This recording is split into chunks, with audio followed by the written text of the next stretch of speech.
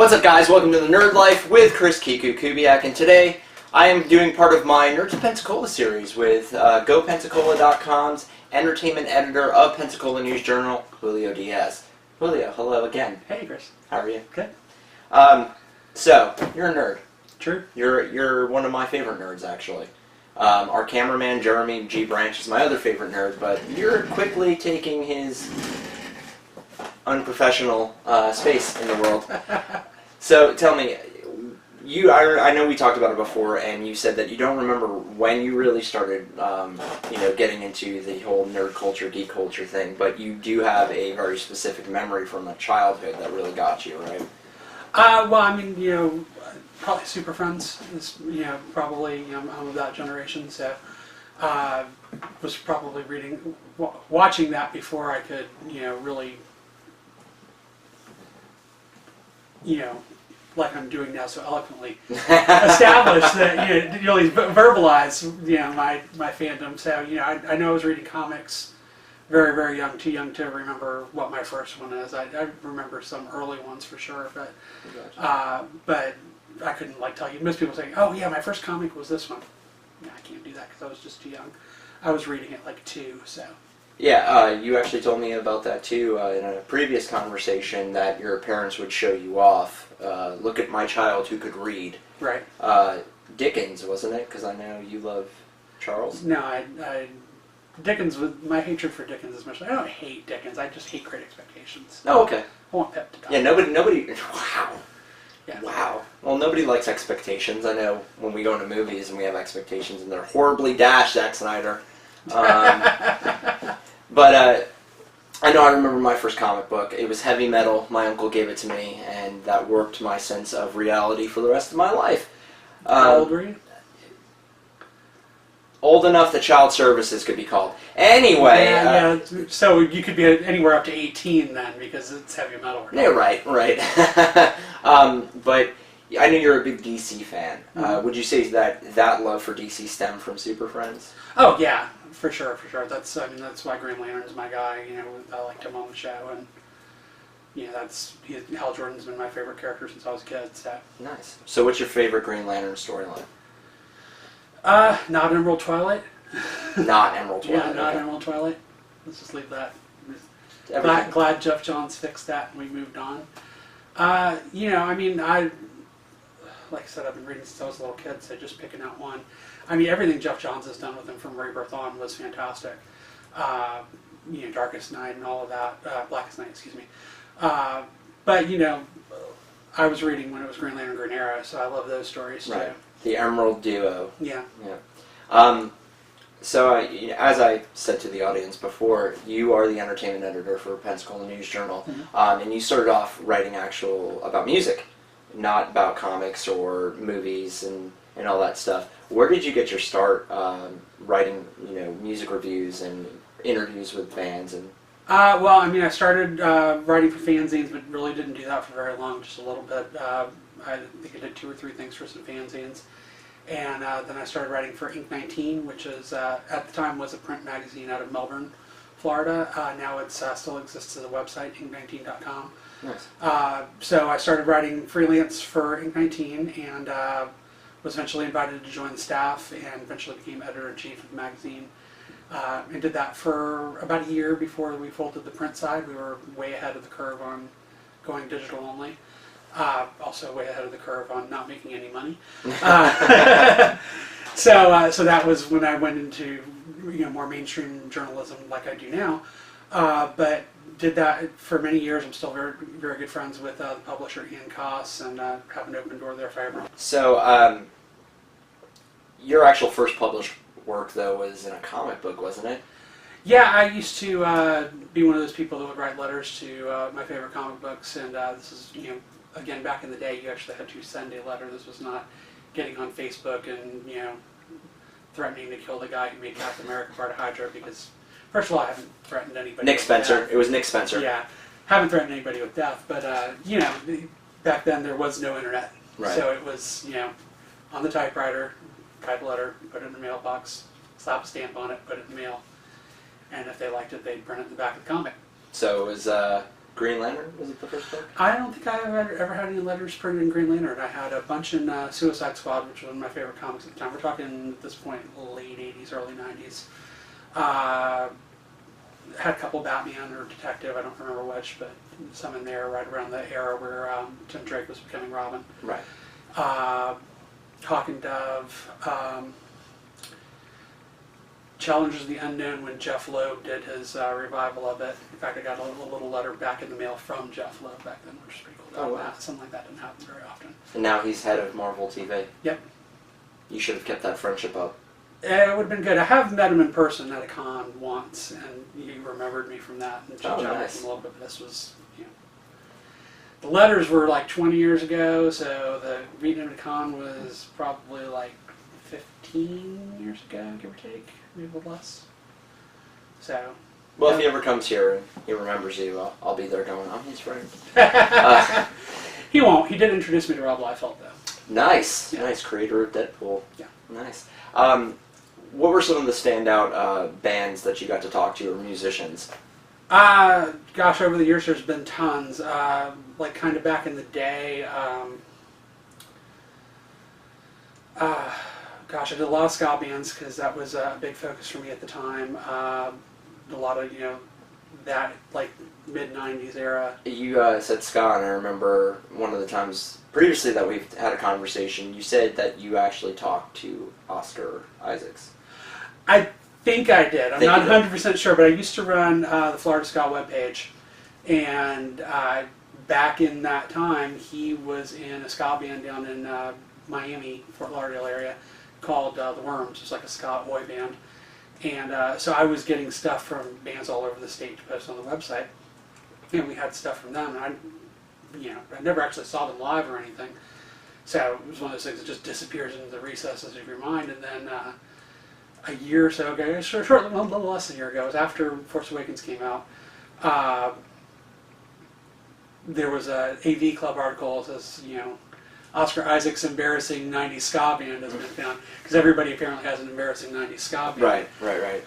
Onion did a story about Obama's embarrassing 90s ska band. So, I popped this up and I was like, wait a minute, that name sounds familiar. And I would go back and I actually have to go look, because I don't have most of that stuff anymore, but I have looked on the Wayback Machine, the archived internet pages. Yeah.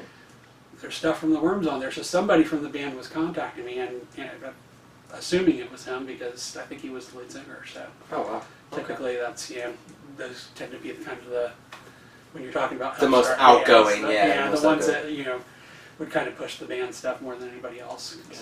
Who else did you talk to? No, there's a bunch of good names in there. Yeah, I mean Weird Al was a big one for me. I'm a big Weird Al fan, so early on that was probably in the first 3 or 4 years that I was writing was a big one for me. And then get into more recently people like Loretta Lynn. I've talked to Bonnie Raitt, to Taylor Hawkins from the Foo Fighters. I've interviewed him a couple of times. And then my favorite band is They Might Be Giants. I've interviewed them. I've done 5 interviews with them over the years, but talked to each of them 3 times, because my first time was both of them together in person, and that wasn't at all intimidating to be in front of my favorite band in the world. And so how much deodorant did you use, like before and after? I made it through. Made it through? Okay. Yeah. All right. Because I know, like, if I met somebody, I'd be like, can you give me a second? I need to right guard this situation. Yeah, for me now, I can get through like 10 minutes of anybody, even without really prepping. It's very rare that I get starstruck anymore. I got a little starstruck with Joan Jett a few years ago, but I got through it. And then I got invited to come say hello to her when she was actually here. And oh, that's cool. That was more like, oh hell, I'm on Joan Jett's bus. What the hell's going on here?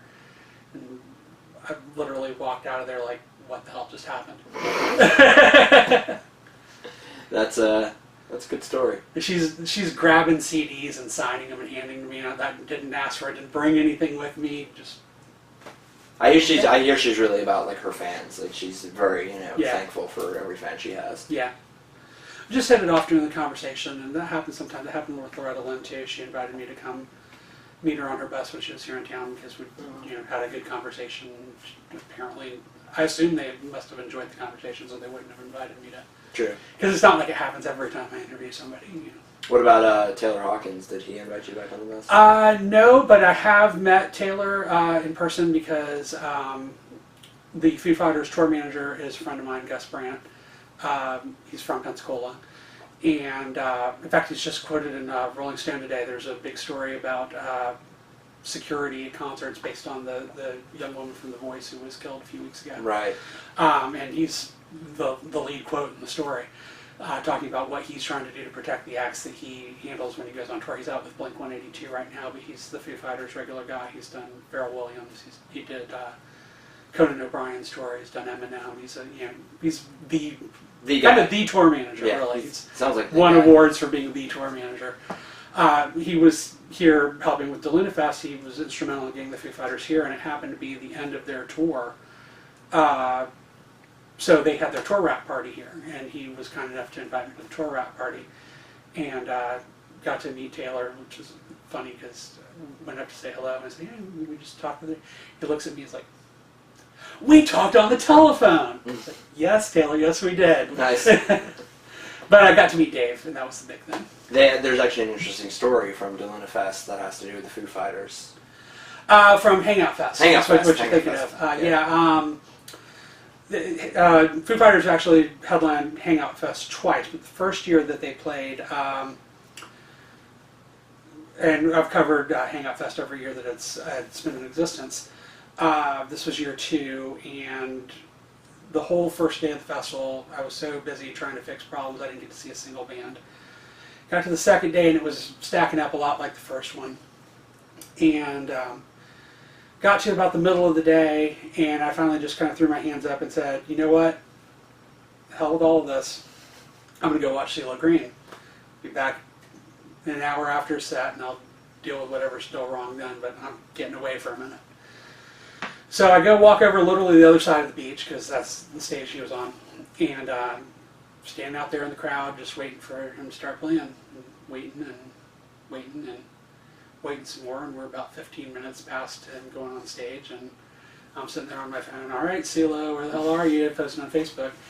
And then I see a guitar on the stage, and I look at that guitar, and I'm like, "That's Dave Grohl's guitar. I know that's Dave Grohl's guitar. I remember it very distinctly from having seen them at then the Civic Center, now the Bay Center, about a year or two before, which is 2009 show with Jimmy Eat World and Against Me. It was one of the best shows I've ever seen, period. It's top Jimmy Eat World live, they're very energetic. Yeah.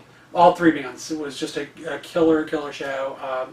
This was back before Laura was Laura and Against Me. She's still a guy. Yeah. I've seen them both ways now. Oh, nice.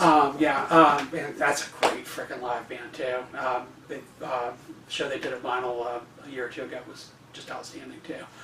But yeah, so I'm like, okay, I recognize that guitar, something's going on here. And I figured maybe Dave was going to come out on stage with them or whatever. But a couple minutes later, the owner of the festival, Shel Zislin, comes out on the stage. And he says, "There's been a problem, and CeeLo Green, forget you, the Foo Fighters are here." And so the whole band comes out on stage. And they just start playing covers. They played "School's Out" by Alice Cooper. They played "Tie Your Mother Down" by Queen. Tom Petty's "Breakdown," and then Dave says, "We're going to dedicate this next song to CeeLo Green because he's our friend, and if he were here, we hoped he would sing it with us." They start playing "Darling Nikki," and they get through the first verse of the song, and then CeeLo comes running out on the stage. I guess his plane was late; he'd just gotten to the grounds. Runs out on the stage and does the song with them. And then the Foo Fighters clear out, his band comes on, they play like 8 songs, they play all of his solo hits and the Gnarls Barkley hits, close with a cover of Rock the Casbah, and boom, out. So this amazing, like, once-in-a-lifetime thing happens. The next year, I was doing a profile on Shel Zislin, who owns the festival, and I was asking him about that, because what do you do when you're the owner of the festival? You got a band not here. How do you even make that? How do you get the headliner to go on in the middle of the day? And thankfully, it was the Foo Fighters. Yeah, and he tells me the story of going to going to his staff and saying, "Okay, who's already on grounds? Okay, the Foo Fighters are here. let's go over there and see if we can make something happen. And going over to Gus, and kind of talking to him and trying to make a deal, and Gus saying, well, okay, I'll take you in, we'll see what happens, and taking him into Dave, and literally walking with a paper bag with CeeLo Green's money in it, $10,000, and saying, here, Dave, will you please play for us? And getting him to do it. So, I heard that story from Shaul, and then I heard it later from Gus. And then at the party, conversation with Dave, and he's talking about, we love playing on the beach. It's better than playing in that hockey arena that we usually play in when we come through here. And I said, well, at least you didn't have to go on for CeeLo in the middle of the day. And then he tells me the story. Nice. So I've heard it from everybody but CeeLo at this point. So I've got to get an interview with CeeLo at some point, because I need to hear his side of Dave getting his money. Well, hopefully he's watching this and he'll contact you. Could be. Could be. So here in Pensacola, you do not only that, write about music, you do write some about movies and TV and whatnot. You're also head of the Pensacola News Journal Movie Club. Right. How did that come to be? It's just something that I kind of dreamed up, not just as an excuse to see free movies, but that doesn't hurt. We were, the company, the Gannett, which is our parent company, was kind of looking for ways for everybody at every paper to get more involved in their community, and looking, for people to just kind of create their own ideas of things that they wanted to do and try them out and see if they work out. And this was mine. It's like, hey, we'll go to the movies and we'll talk to people afterwards. Hopefully we can get them to hang out afterwards and chat, and then we can share that information with people in various ways. And we've kind of expanded over the years. We do a podcast, which we're overdue on doing a new chapter of big time, because we haven't done one since Batman vs. Superman, I think. Don't worry about it. Yeah. I know podcasting blues. Yeah. And so we've also started doing some video movie reviews. I've actually got a couple of those in the can I need to edit. And, sometimes we get to partner with Pensacon, who are our friends, of course, and they come out and promote and do some things as well. And sometimes we do some giveaways. We try to get some costume contests going, and varying levels of success on that. But just go out and have some fun. So, most every Thursday we're there at Carmack on Bayou, checking out something new. We just did Independence Day Resurgence the other day. Don't waste your time. Just don't. They don't. Please don't. You don't want to welcome back them to the movies? Welcome back to Earth? No. But that line's never in there. Well, yeah, because Will Smith is dead in the Yeah, universe but he's now, got right? a kid. His kid could say it. It wouldn't be the same thing. We've heard Jaden Smith say Will Smith things. It's not the same thing. The guy that plays his son is a better actor than Jaden Smith. Well, I'm sure he's probably a better son than Jaden Smith. My left shoe is a better actor than Jaden Smith, too, but didn't get cast in this particular role. Did he even audition? Did you send your left shoe in and say, Dean Devlin, Roland Emmerich, here is your actor? Just the screen test. They didn't actually go to the casting call. Yeah, that's more than I would get, so. Yeah. No, and then we've got the BFG coming up on Thursday. We're going to be doing that, and we've actually started doing some other special things too. We're going to go to the Mystery Science Theater 3000 reunion Tuesday night. The Nice. Treks. Everybody pretty much that matters that was on MST3K is going to be doing a live show out of Minneapolis. It'll be simulcast here and everywhere else around the country. Oh, that's cool. And so we'll be checking that out on Tuesday. We're doing the Killing Joke when they're doing that as a special event at the end of July. Oh, I mean, I already said I was going. Yeah. I will be there. So yeah, so we've been doing those coming up on, I think, gosh, what's the first one we did was X-Men Days of Future Past, so that's going to be about 2 years now. Oh, wow. Yeah. Okay. How many people normally show up to the Pensacola News Journal events? It completely varies. It depends on the movie. It depends on, and then it depends on how many people actually stay afterwards too. Right. Because we'll have stuff that we've done that there'll be hundreds of people there, and then 5 people stay to talk. We've had other times when we've had a couple hundred people stay to talk. So it really, it varies wildly. We actually did have one movie that literally nobody showed up for. And I was literally the only person there. What? It was We Are Your Friends. It was that really horrible EDM movie with what's his face? Zac Efron. Yes, Zac Efron. There was an And, EDM movie with Zac Efron? Yes, there was. Came out last year. It was one of the 10 lowest opening weekends ever. There's nothing else coming out that week. It was like, okay, we can do that, or there's really nothing else to see. literally, movie starts, I'm the only person standing in the theater, and I said, the hell with this, and I went and saw Straight Outta Compton, which I hadn't seen yet. Oh, nice. So, Okay. which was a great movie. All right. Did you do Straight Outta Compton as a PNJ? No, because it came out the same week as something else that was a big nerd movie, and I can't remember what it was now. Oh, gosh. Was it Ant-Man? I seem to think it was Ant-Man. No, I don't think it... Well, it might have been Ant-Man. Yeah, It was about the same time frame. There was another week, too, that there was like 3 movies that came out the same week, and I'm trying to think of whether it was that one or not, which was the same week that Bridge of Spies and I think The Martian and something else came out. That we saw The Martian, which was also a fantastic movie. But yeah, so we didn't get to do Straight Outta Compton, and so I ended up seeing it that week, and I thought that was one of the best movies last year. And you dodged a huge bullet, most likely. Yeah. Well, my I'm a dude moment with that movie was, well, it's rated R and it's got Emily Ratajkowski in it, so... Never did go back to find out whether that would have been worthwhile. You know what, maybe we should do like a Pensacola News Journal, like Sunday movie, retro movie. You can pop that in and see how many people stop coming to that afterwards. That might be an interesting sociological experiment. I know you brought it up, you are definitely intertwined with Pensacon, Pensacola's local comic convention. It's something I've moderated, it's something you've moderated at. Somebody who shouted out when they weren't supposed to has moderated at. Yeah. How did you get involved with Pensacon? Well, I mean, I've been friends with Mike Ensley for a long time.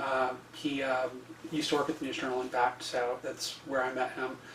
And he's, of course, been doing Nightmare Theater for a long time, and he would come to me to make sure that the Nightmare Theater events got into the paper. We did, a story or two over the years about Nightmare Theater, and so really kind of not even really from the start, but kind of before the start, I do remember him messaging me on Facebook maybe a year, maybe a little more before the first Pensacon, saying, hey, I'm thinking about doing a one-day small con, maybe bring in a couple of horror stars and just kind of see if we can build this into something. What do you think? And I said, that sounds great. Let me know what I can do to help. And then it just kind of blew up into this massive 3-day event that we can't get everybody into. Right. Yeah. So when the first time I heard the word Pensacon was going to be a one-day show. Maybe we can get Kane Hodder to come, and he did come. Yeah. I mean, he was there. Yeah. 2 times, right? Twice. Trying to remember, maybe just once, I'm not sure. It was the first year? Yeah. First year, yeah. He actually choked my ex and took a picture with her, which is his thing. He likes to choke the fans, take a picture. He did. We had Heidi Jo Medina was helping us with video interviews that year, and he choked her at the end of the car. So. Nice. So, who at Pensacon have you met, famous people that you enjoyed talking to, moderating for? Well, the panels I moderated, everybody that I've moderated a panel for has been fantastic. First, I didn't do any panels the first year. The second year, in fact, part of the reason I volunteered to moderate the second year is because I didn't get to see any panels the first year. I was like, okay, well, if I'm moderating it, I have to see it, right? Yeah. So that'll make something happen. And that's, again, it's like I was talking about the movie club, it's a way to get involved with the community. So that was kind of how I pitched stepping away from the work of covering the convention, which I'm doing the other 22 hours of the day that I'm not moderating something. Right. So the first year we had, I had the Mystery Science Theater 3000 panel with Trace Beaulieu and Frank Conniff, which was fantastic. Nice guys. They were just back here in town a couple weeks ago for WSRE, and that was a lot of fun too. I got to see them again then. And I had Sean Gunn from Guardians of the Galaxy. And met him in a bathroom. I did. He didn't. Yeah, no, I don't think I was ever in the bathroom with him. I was in a bar with him. I mean, I was in that bar. Yeah. It was the bathroom in that bar. I didn't talk to him at the bathroom. It's not like I looked over the divider and said, hey, big boy, you want to take a picture with me outside? Hey, you never know. You might have wanted to take a picture with you inside. Moving on. No, Sean was great. That was the first year that they used the Sanger Theater, and that was the first panel we did at the Sanger, so that was a lot of fun. And I had Georgina Leonidas from Harry Potter, Right. Kate Kick in the Harry Potter movies, which was the one that I was worried about all weekend. It was the last panel of the weekend. It was somebody who's had like all of like 4 lines in 2 movies. And it's like, oh God, am I even going to have anybody in this panel? Packed out. Never underestimate Harry Potter. Well, I mean, I also it was one of the last panels of the con, right? So everybody was probably like, we'll go check it out. And I remember hearing the story from Steve, the programming director of Pensacon, and he was like, everybody loved it because it was, it was like the perfect moment for the end of the con. Mm-hmm. Yeah, it was great. It started and ended with singing, and she couldn't have been more lovely. And that was fantastic. And then this past year, or well, it's still this year, I would say last year, like the day after the con's over. Right. But we're still in the year that the con Yeah, happened, we so are. It's this weird thing. But let's see, we had, I keep saying we too. I had, I'm not royalty, just for the record, that I know of anyway. He could be. Newspaper royalty. So that's worth about, that and a couple bucks will get you Starbucks. Well, and my grandfather used to tell me when I was growing up, and I'd be like, Grandpa, can I have money for candy? He'd tell me, all I have is $1.280 in my bank account. He was a richer man than me. I understand that. Yeah. So this year I had the Mallrats cast reunion, which Unfairly stolen. Go ahead. we had Joey Lauren Adams and Jeremy London and Brian O'Halloran and Jason Mewes and not Michael Rooker. They did not take him off the floor for that. Yeah. But I did have the Michael Rooker solo panel, which was, hey everybody, it's Michael Rooker. And now there he goes out into the crowd, and that was the full sum of my moderating that panel. And then I had Glenn Morshower from 24 and Agents of S.H.I.E.L.D. Supergirl, Agents of S.H.I.E.L.D., Transformers, the guy's been in everything. Yeah. What a great guy. I could have talked to him for 3 hours. He could have kept it going for 3 hours. Nice. That was kind of the same thing. I prepared for that one because I didn't know how many people we were going to get in the crowd or how many questions we'd get, so I actually had a list of questions. Normally I'll just kind of go in and come up with a couple things and then wing it from there. I actually had a good set of questions written down for him, and really didn't need them because he was just so engaging and so wanted to be there interacting with people. Nice. He told me when we were getting ready to go on stage, I'm going to be the easiest interview you've ever had. And it was pretty much true. That's cool. Yeah. That's very cool. So for Pensacola, the nerd community, which you are helping to expand through the Pensacola News Journal Movie Club and Pensacon, what else do you want to do in Pensacola to make it blow up even more? So I've been working with Levon French, who's the head of the Project Squad for the 501st Legion, the big Star Wars costuming group, and with Anna Faulkner, or Hythrall, who are some of the better known cosplayers here in town, and we've started the Cosplay Connection, which is kind of a series of cosplay seminars that we're doing about once a month at the News Journal offices.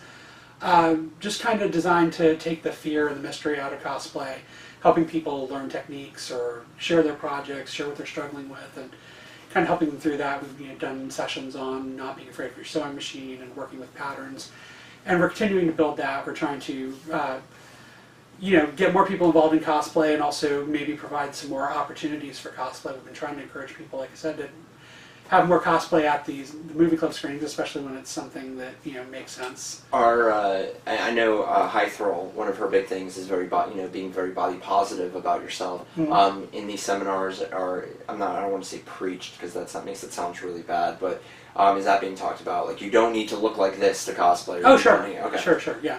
No, it's very open to everyone. It's a very welcoming atmosphere. Anybody that wants to come is welcome to. Like I said, if you look for Cosplay Connection on Facebook, you'll find out about what we've got coming up on that. We try to put something in the paper too and let people know as well. So hopefully we'll get some people coming out to some of our movie clubs and cosplay and have some opportunities there as well. And then I've also been starting independently of the News Journal a cosplay photo project with Phil Bailey, who is one of my closest friends and longtime photographer for Good Pensacola. But actually I've known him going back to Ink 19. We both worked on Ink 19, so I've known him for long time, basically since the start of my career. So nice. We have a cosplay project that we're putting together called Boss Cosplay, and you can look that up on Facebook if you want to. There's not much there yet, but there will be. Is it strictly online, or are you guys working towards like a coffee book of cosplay stuff? Right now, we're just really starting and kind of seeing what it builds into. Okay, cool. Anything else that you're doing in Pensacola, or anything you want to tell people out there, or maybe who don't even live in Pensacola, why they should come here to the third nerdiest city in America? See, I object to that. Why? Because it was, and in fact, I wrote the people that did this. Okay. Because they sent a press release about this. Oh, I think it was the second nerdiest city or something. Something like that, yeah. Something like that. Small city. Right. And they had a second to some place in Georgia. I want to say it was Savannah. But one of the things they knocked against us was not having a convention. It was like, we have this huge convention. It's called Pensacon. You guys have completely missed this. And I literally sent them an email saying, hey, you're wrong. Hello. And they didn't do anything to correct it. So I think we're actually number one. Okay, fair enough. That's my suspicion. I'll take it, because I'm from New York City originally, and I will say per capita I see way more people wearing t-shirts inspired by comic books, Doctor Who, the movies, comic book movies, all of that stuff than I do in New York. Mm-hmm. So, in fact, I'm wearing one, you're wearing one. Yeah. So, yeah, I think that we've got a great nerd community here. I think that it continues to build. You look at things like Pensacon and what it's done for the community, not just with the annual convention, but with the parties that they help to sponsor at Vinyl Music Hall with the 80s night or 90s night. They've got the superhero night coming up. They've done a Star Wars night, a Harry Potter night. They're going to do the Harry Potter night again in December. The Yule Ball, right? Yes, the Yule Ball. And they're, like them coming out to the movie club and things like that. I know Mike's going to come out to the MST3K reunion Tuesday night, so cool. We'll have them there. So, Pensacon doesn't just support itself, it really supports the community. The community, which is important, and that's something that I try to do too, both in terms of what I cover and in terms of what I kind of try to advocate for. I'm a big advocate for wanting a convention center here in town, not just for Pensacon, although obviously Pensacon will greatly benefit from it, because Definitely. We would have proper convention facilities, and that's not a knock on the Bay Center. They'll be the first ones to tell you they're not really a convention facility. But the space and the proper, requirements for this kind of event that you would see in a place that actually has a convention center. Pensacon has done a great job of thinking outside the box on what they can do with that facility and expanding to the Pensacola Grand Hotel, and to the Sanger Theater, to the Rex Theater. I believe they're going to add the Pensacola Little Theater this year. And kind of this campus. Steve said that they took that idea, the basic idea from Dragon Con, and had satellite locations within, walking or a short drive, so that they could spread it out as it got bigger and bigger and bigger. Right, and that's worked really well. It's been great for getting the community involved in the convention. You've really seen the downtown restaurant and bar community really buy into that, and places like Hop Jacks and Tin Cow and Play and Seville Quarter becoming part of the experience, and having theme parties and having guests there, and it really becomes the night side of Pensacon. Definitely. I hosted the Mallrats party last year. Mm-hmm. So while I want to see that side of it continue, I do want to see us get real convention facilities so that we can have a bigger and better con, because we can support it. But not just that, Pensacola can support a lot of conventions, and conventions doesn't necessarily mean nerd cons. Exactly. There's nothing different about doing an event like Pensacon than there is in doing a Southern Baptist convention or pediatric dentist convention, whatever. You need the infrastructure. We've pretty much got the infrastructure. We probably need, if we're going to build a convention center, there probably needs to be a hotel attached to it, and maybe one more hotel downtown.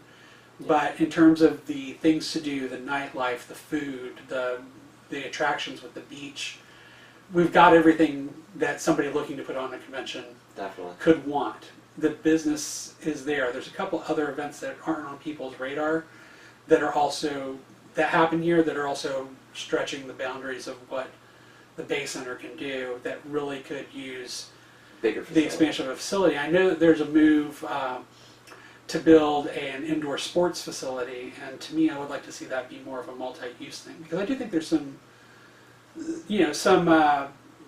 validity to that idea, But I think if you kind of combine those two ideas, believe me, you go to Orlando, the Convention Center in Orlando, they have a lot of indoor sports events at that convention center. Two birds with one stone. Exactly. If we kind of marry those two ideas, I think that it's something that could really be beneficial to the community. So that's something that anytime I get a chance to step on the soapbox about, I'd step on about. But anything that really keeps people going out and enjoying Pensacola is something that I'm very passionate about. I'm sorry that we're seeing gallery night end, and I would like to see somehow that not happen. Even though I don't necessarily go every month, it's become important to the bar and restaurant community. It's become important to the social fabric of Pensacola. Definitely. They bring us that third Friday. We're all going to go hang out downtown. We're going to see our friends, and Basically, what Julio's saying is, damn it, keep Pensacola fun. Exactly. Okay. Yeah. Just short. That's always what I'm about. That's what I've been about since I came here. I've been here 11 years, and there was not a lot of fun here 11 years ago. That's true. Now, for people to say there's nothing to do in Pensacola, I tell them you're crazy. But 11 years ago, I would have agreed with them. Even when I moved here 8 years ago, when people say there's nothing to do here, I'd be like, yeah, you're right. But last 4 or 5 years, we have grown. We have become a city that there are things to do. There are events to go to. There are things to go experience and enjoy. Shortly after I moved to Pensacola, the intersection of Palafox and Garden was used in a movie because they were looking for a place that they could set up as a derelict part of town where tourists could be taken and ripped off of their money. The whole movie was this British family on summer holiday and everything going wrong that could possibly go wrong. So they literally used where Vinyl Music Hall is now, 10 years ago, was derelict. Enough that it could be used as a derelict area of town. Not anymore. Yeah, not anymore. Thank goodness. Well, Julio, I want to say thank you very much for doing this, and we're going to get this out. People will hear you, as you are one of the mantle I like to throw on you that you try to shut off, and I won't let you. One of the nerd leaders of Pensacola, definitely. That's a lot of pressure, man. It's not like I'm giving you a test. You're not going to sit there and be like, oh my God, I've only got 15 minutes. But no. I can pass a nerd test. I'm not worried about that. But maybe next time that's what we're going to do. Okay. All right, we'll do trivia. But Julio, thank you very much for doing this for me and doing this for all of Pensacola, everything that you do. Guys, check out more of my interviews with the Nerds of Pensacola. We've got Steve Wilcox from TBS Comics, who's been around a long, long time. Steve Wise, programming director of Pensacon, and Jeremy G. Branch of Be Terrible Productions, the weekly pop movie podcast, and I wish he would shorten up that name, but he won't. Anyway, catch you next time. Keep it nerdy.